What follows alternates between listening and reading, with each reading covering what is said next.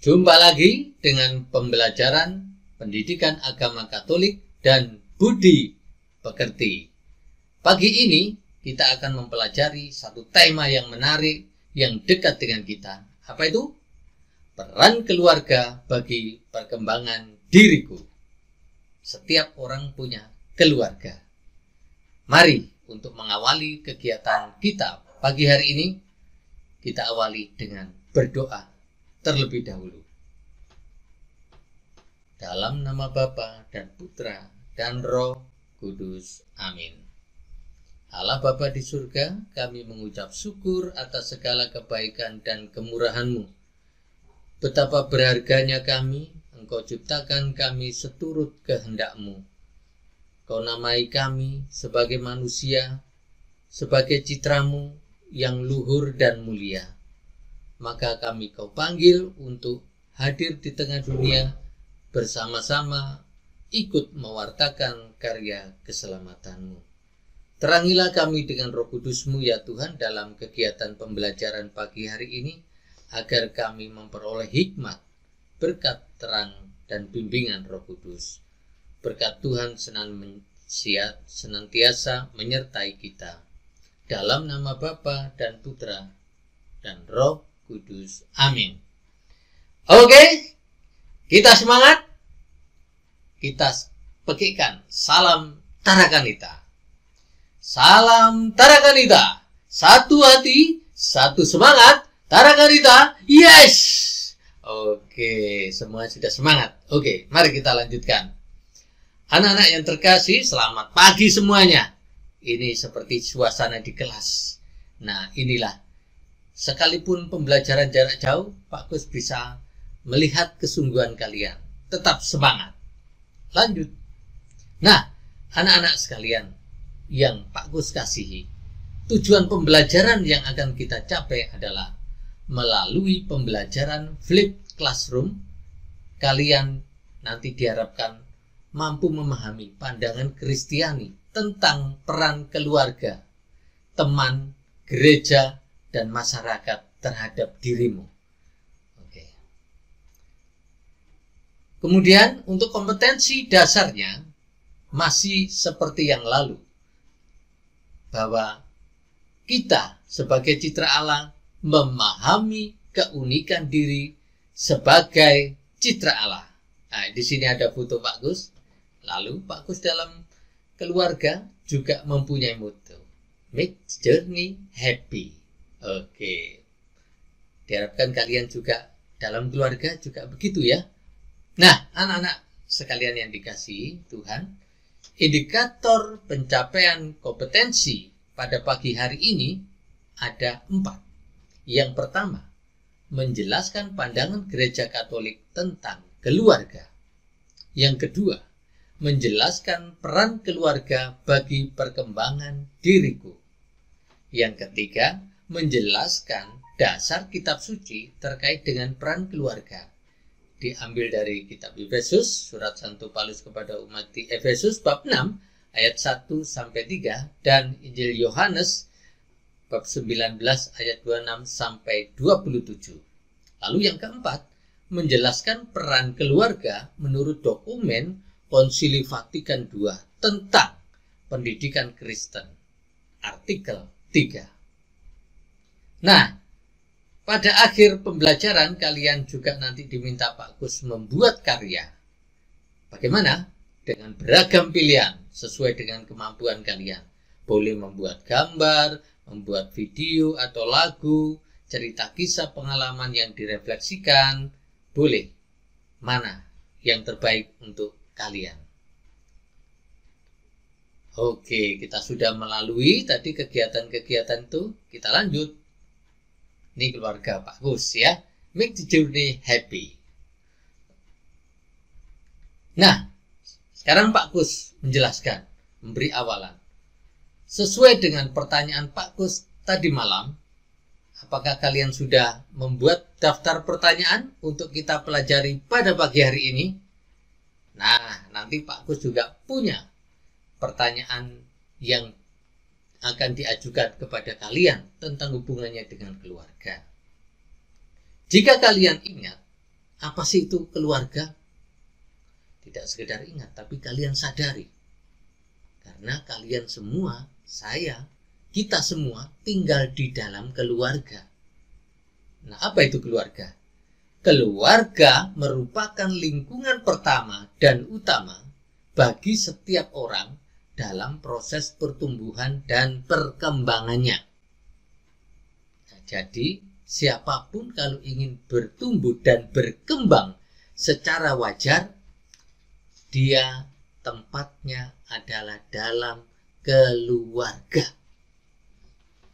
Dalam keluargalah terjadi relasi, komunikasi, interaksi yang mempunyai pengaruh yang kuat, besar, baik yang bersifat positif maupun negatif bagi pembentukan diri kalian. Nah, hal yang baik di dalam dirimu itu juga hasil dari proses interaksi komunikasi, termasuk mungkin kalau kalian ada hal yang kurang baik, juga mungkin dari pengaruh dari keluarga. Mari kita simak berikutnya. Nah, seperti tadi disampaikan Pak Gus, ini gambar temanmu waktu masih kecil, ya. Di situ diceritakan bahwa dia lagi sedang berjalan. Bagaimana? Ya, sebelumnya belum bisa berjalan kan? Karena itu, untuk berjalan masih dibantu oleh orang tua. Nah, memang di mana kalian bisa melakukan aktivitas belajar berjalan dan melakukan aktivitas yang lain? Ya, dalam keluarga.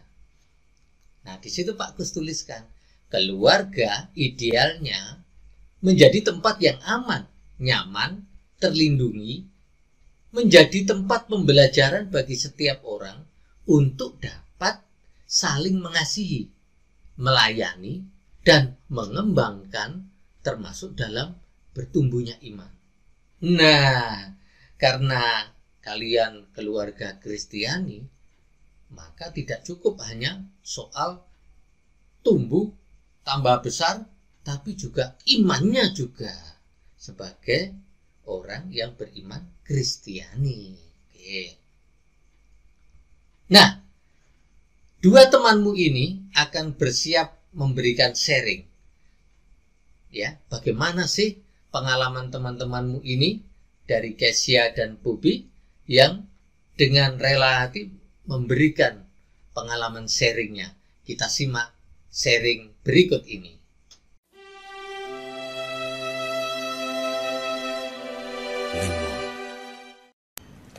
Halo, nama saya Vivi Risa Usada, kelas 8C nomor absen 26. Pada kali ini, saya ingin menampilkan galeri foto milik saya mengenai peran keluarga bagi perkembangan diriku.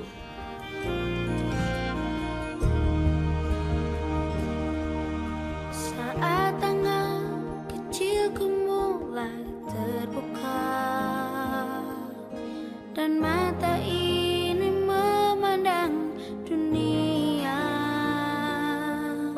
ku rasakan melayan kasih tiada batasnya, diiringi tawa penuh cinta.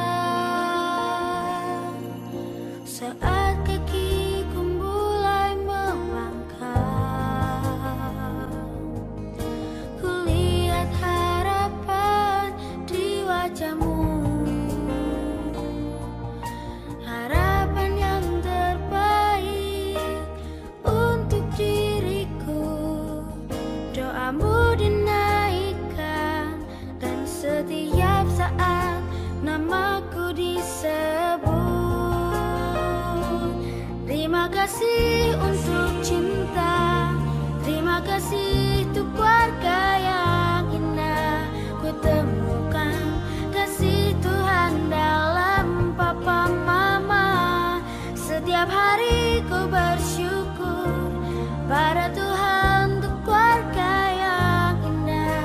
Papa mama, engkau yang terbaik.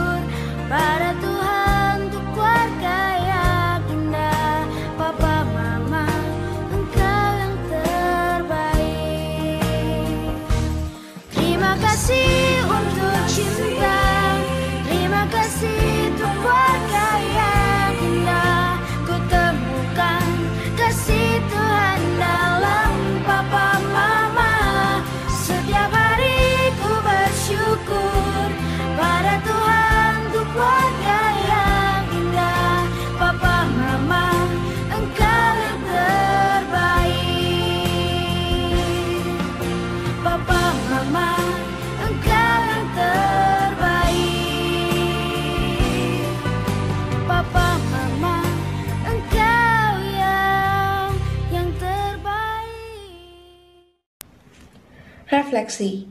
Setelah saya melihat galeri foto milik saya menyadari bahwa Allah menghendaki saya untuk selalu menyertakan Tuhan dalam kehidupan keluarga saya.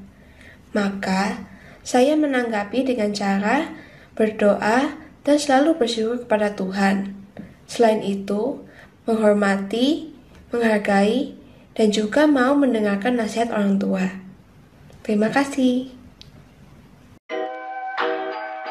Halo semuanya, perkenalkan, nama saya Kisha Wajuti, saya dari kelas 8C, nomor absen 19. Di video ini saya akan menjelaskan peran keluarga bagi perkembangan diri saya. Simak video berikut. Namun sebelumnya saya akan menjelaskan definisi dari keluarga. Keluarga merupakan kelompok terkecil dalam kehidupan sosial dan masyarakat yang berfungsi untuk berbagi kasih dan mencurahkan segala isi hati atau permasalahan. Foto tersebut adalah foto waktu saya baru saja lahir, di mana peran orang tua saya adalah sebagai pendidikan yang pertama. Orang tua adalah orang yang pertama kali mengajarkan berbahasa, dengan mengajari anak mengucapkan kata-kata, dan mengajarkan saya untuk bersosialisasi dengan lingkungan sekitar. Dan di sini ada foto di mana saya akan dibaptis. Dan dapat dilihat bahwa peran orang tua saya di sini adalah sebagai pendamping dan membina saya untuk dibaptis. Dan ini adalah foto saya dengan kedua kakak saya, di mana salah satu peran kakak dalam keluarga adalah memberikan contoh yang baik terhadap saya sebagai adiknya. Selanjutnya adalah foto di mana saya telah menerima komuni pertama, dengan peran orang tua saya di sebelah kanan dan kiri untuk mendampingi saya. Orang tua sangat berperan dalam menumbuhkan motivasi anak, misalnya dengan memberi perhatian, hadiah, ataupun penghargaan. Contohnya pada video dan foto ini yaitu memberikan surprise kepada anggota keluarga yang sedang berulang tahun. Setelah saya membuat video dengan tema peran keluarga saya bagi perkembangan diri saya semakin menyadari bahwa Allah menghendaki saya untuk melaksanakan peran saya sebagai anak dalam keluarga. Maka saya menanggapinya dengan cara menghormati, menaati perintah, dan membantu orang tua saya dengan tugas-tugas yang sederhana seperti membereskan kamar, mencuci piring, dan sebagainya. Oke, bagaimana pengalamanmu? Itu tadi sih pengalaman Bobi dan Kesya.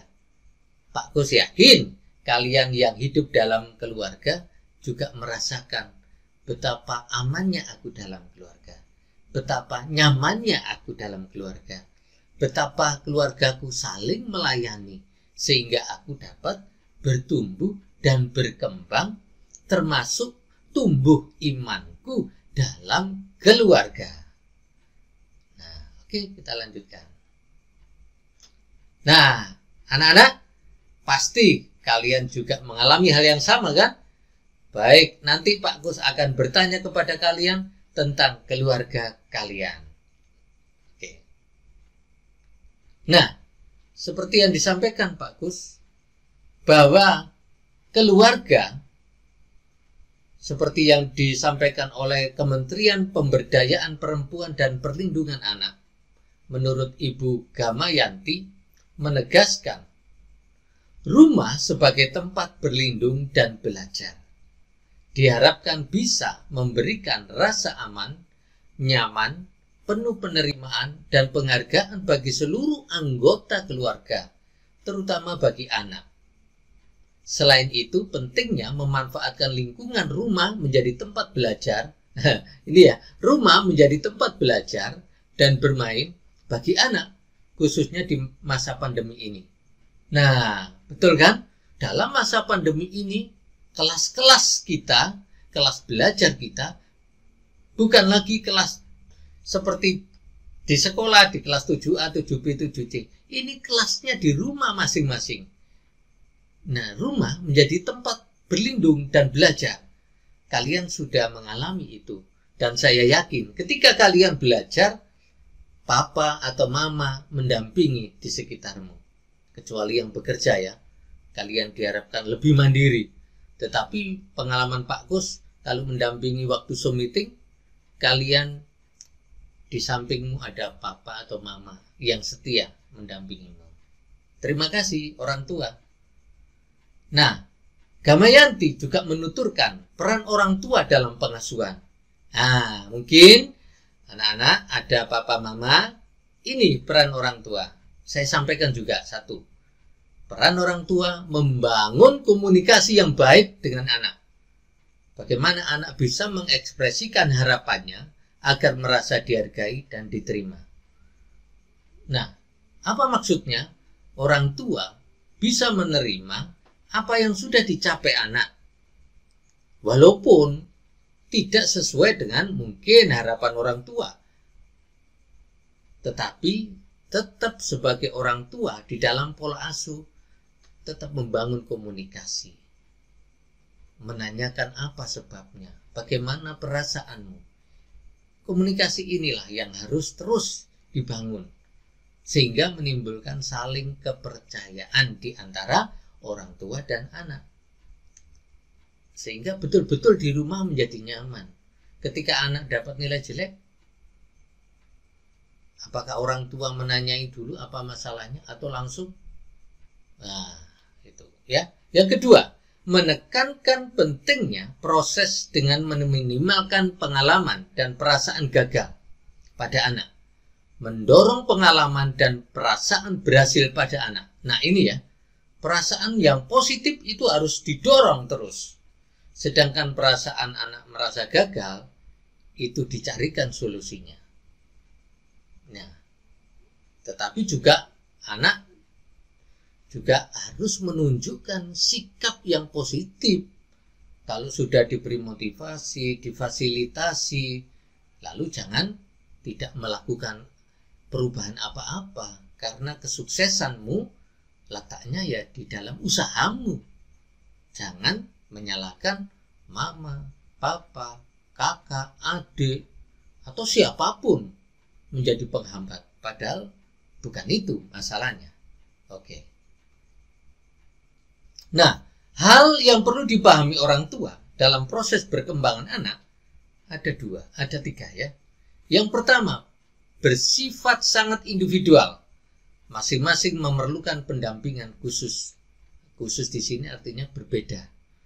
Ya, antara kakak dan adiknya punya karakter yang berbeda, maka orang tua juga harus memiliki kemampuan pola asuh pendampingan yang berbeda. Nah, ini penting ini. Orang tua harus belajar juga untuk mendampingi anak-anak. Yang kedua, dalam pengasuhan anak-anak adalah jangan membandingkan anak dengan anak lain. Nah, anak dengan kakak dan adiknya. Ya. Yang bersangkutan dengan temannya. Tetapi masing-masing mempunyai cara prestasi masing-masing. Tetapi juga, halo anak-anak, jangan menyalahkan orang tua. Orang tua aku membanding-bandingkan. Tujuannya yang harus ditangkap oleh anak adalah bagaimana kalian memaksimalkan dirimu agar berkembang. Itu harapan orang tua. Soal hasilnya tidak masalah.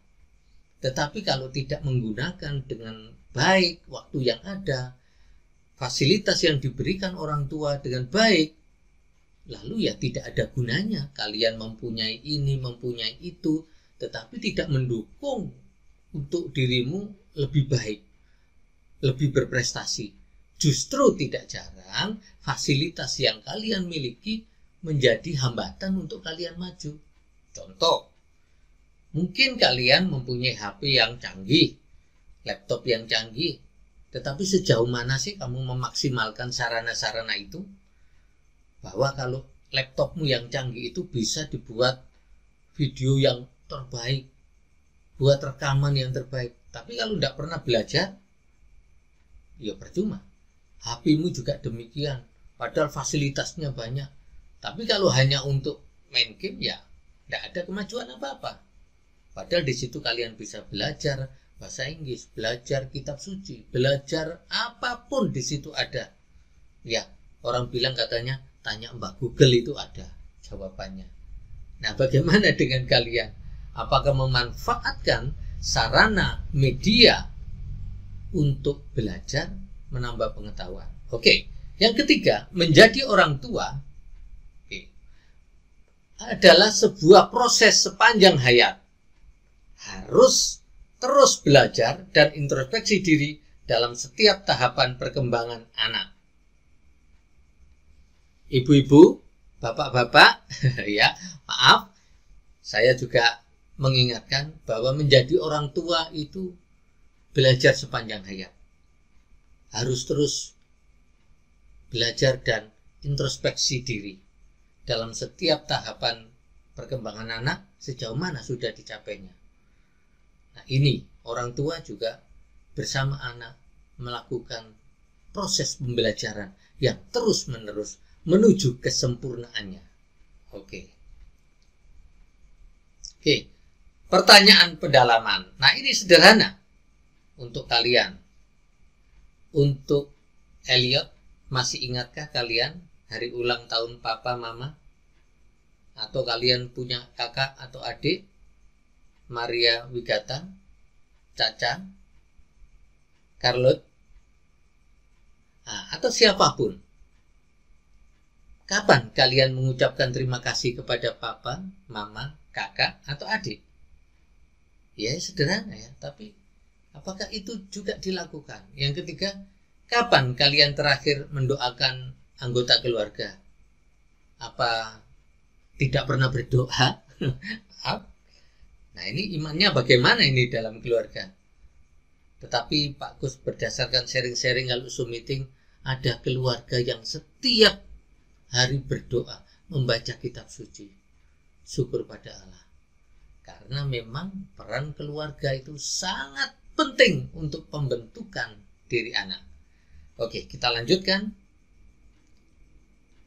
Oke, dari kitab Yohanes kita belajar tentang apa? Mari kita baca berikut ini. Ketika Yesus melihat ibunya dan murid yang dikasihinya, di sampingnya berkatalah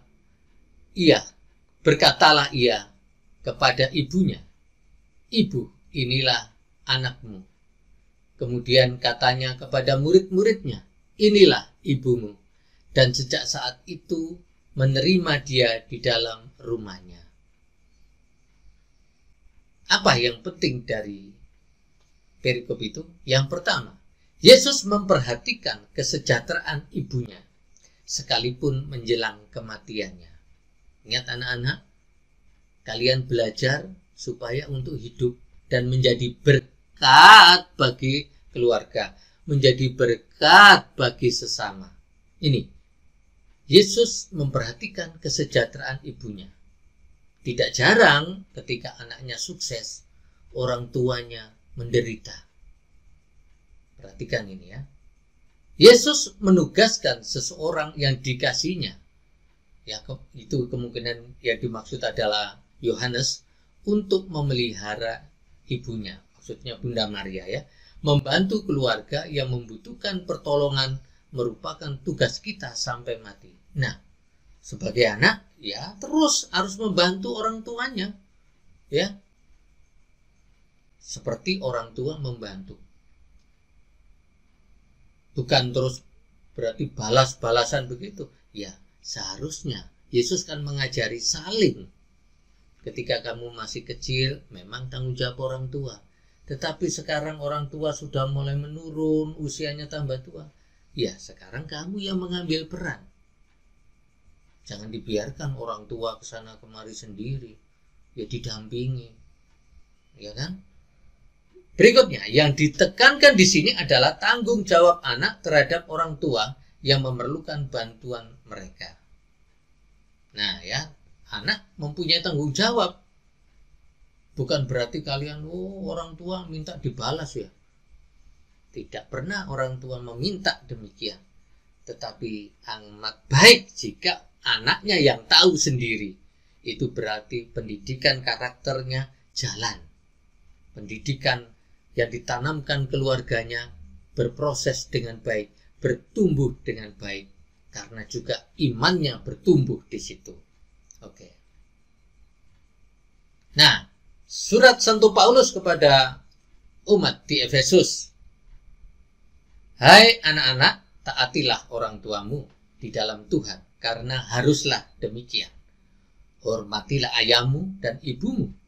Ini adalah suatu perintah yang penting, seperti yang nyata dari janji ini, supaya kamu bahagia dan panjang umurmu di bumi. Oke, coba perhatikan anak-anak. Kalau kalian hormat sama orang tua, umurmu panjang. Orang bilang, Tuhan mengasihimu, diberkati. Karena apa? Doa orang tua. Anak sukses, mungkin anak tidak berpikir ya. Syukur kalau berpikir bahwa suksesku itu juga berkat doa orang tua. Kamu tidur, orang tuamu berdoa. Tapi apakah kalian sadari? Atau kamu merasa bangga?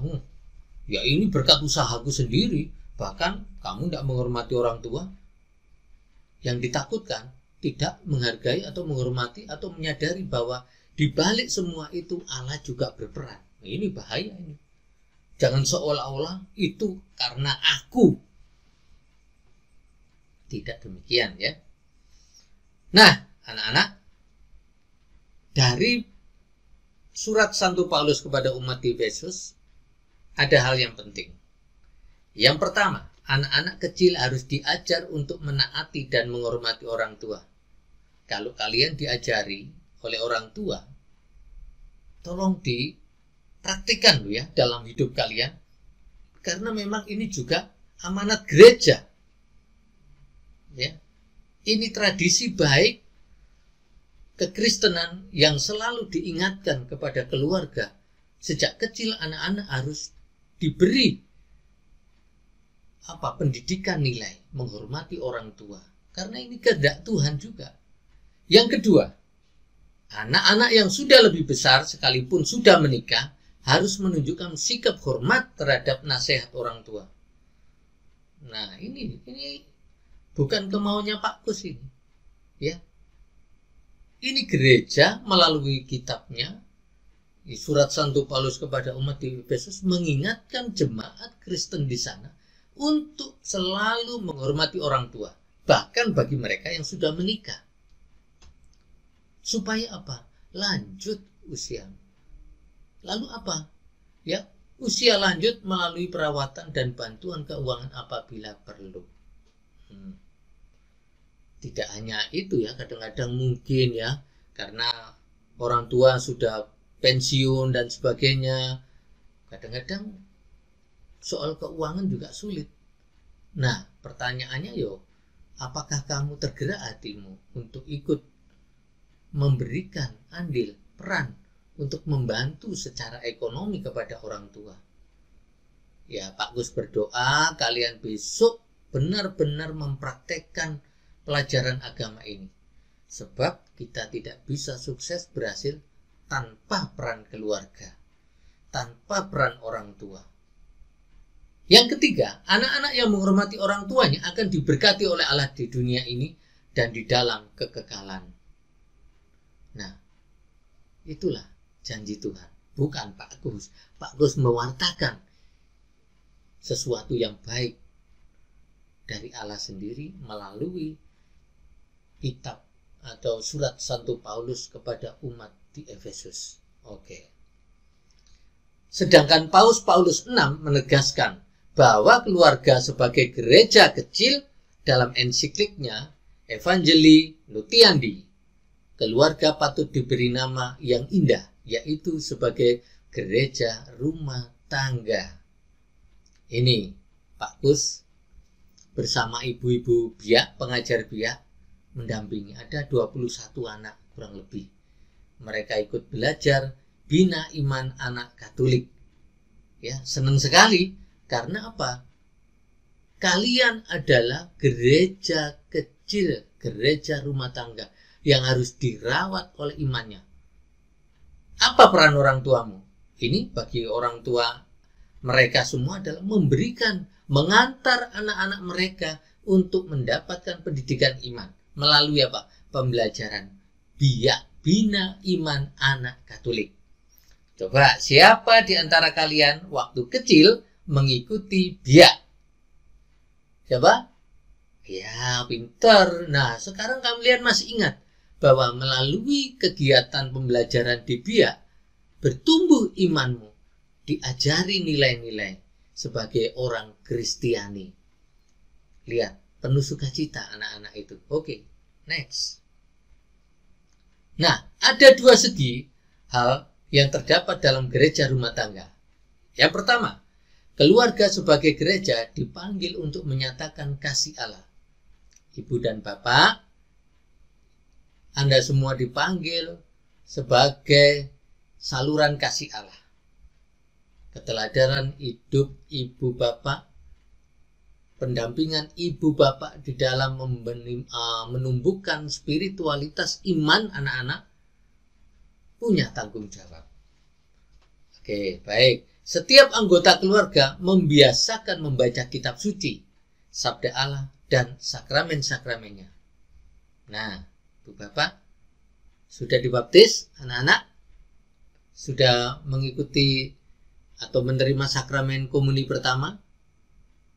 Sakramen Ekaristi? Sudah pernah mengaku dosa, didampingi? Kalau sudah SMP, sudah menerima sakramen penguatan? Ayo, jangan ditunda-tunda, ibu bapak. Ini tanggung jawab yang harus dilaksanakan peran orang tua sebagai orang Kristiani, orang Katolik. Ya, nanti kalau mau menikah ada sakramen perkawinan. Kalau putra putri ibu bapak jadi imam, ya sakramen imamat. Ya, ini semua. Dan ketika ada anggota keluarga yang dalam sakratul maut, dipersiapkan dengan apa? Sakramen perminyakan suci. Oke, lanjut. Konsili Vatikan II di dalam Gaudium et Spes artikel 48 menegaskan, keluarga Kristiani hendaknya menampakkan kepada semua orang kehadiran Sang Penyelamat. Yang kedua, melalui hidup kasih, suami istri menghasilkan kesuburan cinta yang dijiwai semangat berkorban dan kesetiaan. Nah, anak-anak, kalian bisa belajar bersama orang tua. Kalian pasti suatu saat merindukan, aku ingin hidup berkeluarga. Nah, sejak dini, Pak Gus mengajarkan bahwa keluarga, hidup berkeluarga, itu bukan soal, wah, bisa pacaran dulu, bisa kesana kemari. Tidak, anak-anak. Yang paling penting adalah ini kamu tahu. Setelah perkawinan, kalian menjadi satu keluarga, mempunyai tanggung jawab untuk mendidik putra-putri. Kalian bisa merasakan toh bagaimana sih jadi anak. Besok kalian dalam waktu tertentu kalian juga mengambil peran sebagai orang tua. Tidak mungkin anak terus kan 5 tahun lagi, 10 tahun lagi, 20 tahun lagi mungkin kalian sudah berkeluarga. Nah, ingat pelajaran hari ini bahwa kalian dipanggil menjadi tanda kehadiran Allah yang menyelamatkan. Oke. Peran keluarga dalam pendidikan Kristen itu ada dalam artikel 3 dokumen Konsili Vatikan II. Yang pertama, orang tua adalah pendidik pertama dan utama yang tidak tergantikan. Ya, Pak, orang tua saya sibuk, Pak. Kerja terus. Ya, enggak boleh. Sesibuk-sibuknya ya tetap orang tua mengambil perannya. Pak, saya diserahkan sama baby sister. Iya, boleh hanya membantu, tetapi tidak menggantikan peran orang tua. Kan sudah ada guru les, Pak. Di sekolah sudah ada bapak ibu guru. Orang tua kan yang penting menyiapkan fasilitas dan membayar uang sekolah. Ya, itu memang tanggung jawabnya. Tetapi tidak boleh menggantikan peran tugasnya sebagai orang tua. Ingat itu ya. Yang kedua, bertanggung jawab atas pendidikan anak-anaknya. Nah, pendidikan itu bukan hanya soal kamu sekolah TK, SD, SMP, SMA, kuliah, tetapi juga pendidikan imanmu sebagai anak-anak Kristiani. Yang ketiga, orang tua, gereja bersama-sama menanamkan nilai-nilai Kristiani yang tercermin dalam hidup bakti kepada Allah. Ya, masuk dulu dalam sakramen baptis, baru kamu akan pintu masuknya kan begitu. Dan kasih sayang terhadap sesama, keutamaan nilai-nilai untuk bekal hidup bermasyarakat. Oke. Nah, apa yang dibutuhkan dalam keluarga? Yang dibutuhkan dalam keluarga adalah 1. Menumbuhkan cinta dalam keluarga. Ya. 2. Bertanggung jawab terhadap perannya masing-masing. 3. Saling membantu dan melengkapi satu sama lain. 4. Adanya pengampunan dalam keluarga. 5. Adanya saling mendoakan. Pertanyaan Pak Gus, anak-anak, apakah ada 5 hal ini di dalam keluargamu? Ada cinta dalam keluargamu? Tanggung jawab orang tua kalian? Bukan orang tua, termasuk anaknya bertanggung jawab terhadap tugasnya. Yang ketiga, saling membantu dan melengkapi satu sama lain. Nah, ini contohnya Pak Gus untuk melakukan kegiatan membuat video pembelajaran, dibantu anaknya, dibantu istrinya. Ini setiap kali membuat video pembelajaran loh ya. Jadi tidak mungkin kan Pak Gus melakukan menyiapkan segala sesuatunya. Termasuk kalau Pak Gus sebelum mengajar, siapa yang memasakkan? Istrinya. Ya kan? Kalau Pak Gus repot, siapa yang mengantarkan Pak Gus ke sekolah? Anaknya. Dan ini memang keluarga. Ya. Make the journey happy. Seperti tadi motonya Pak Gus. Oke. Yang keempat, apakah di dalam keluarga kalian ada pengampunan? Adik dan kakak mesti pernah bertengkar. Betul enggak? Pernah berselisih. Betul enggak? Tapi ada pengampunan? Papa mama kalau bertengkar, membahas sesuatu masalah, debat, ya enggak apa-apa, itu proses komunikasi. Tetapi yang paling penting, ada enggak pengampunan? Jangan sampai berlarut-larut. Ya, itu yang tidak baik. Ya kan? Oke, adanya saling mendoakan. Nah, apakah ada dalam keluarga kalian berdoa bersama dalam keluarga, misa bersama online, ya? Kemudian apalagi doa rosario bersama. Betapa bahagianya hidup.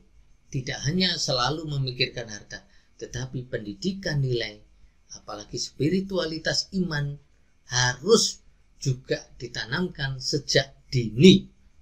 Tidak otomatis loh ya. Ibu bapak mohon maaf, tidak otomatis iman anak bertumbuh. Loh Pak, itu kan nanti biar besar dulu anaknya nanti bisa memilih sendiri agamanya.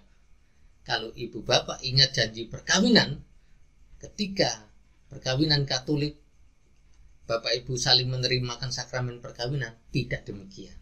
Orang tua mempunyai tanggung jawab dan berjanji mendidik iman anak secara Katolik.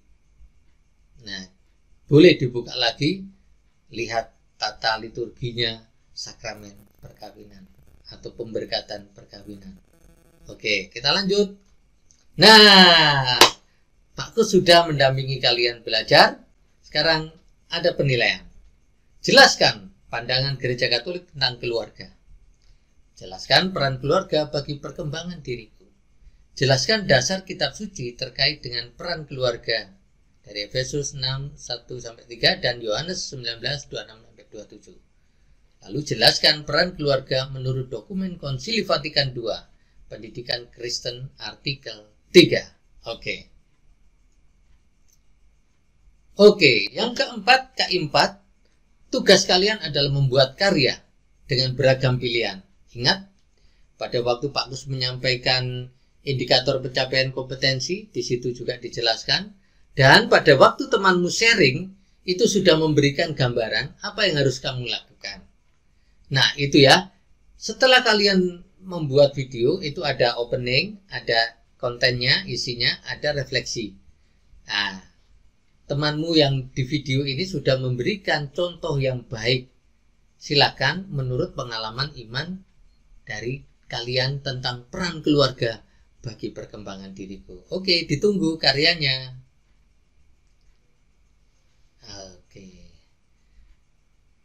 Oke, kita lanjut. Klik lagi. Anak-anak sekalian, tibalah kita di ujung pembelajaran kita. Selalu Pak Gus membuat moto di dalam dirinya dan keluarganya, make the journey happy. Oke, ini pelajaran kita hari ini. Next, peran sekolah bagi perkembangan diriku atau perkembangan dirimu.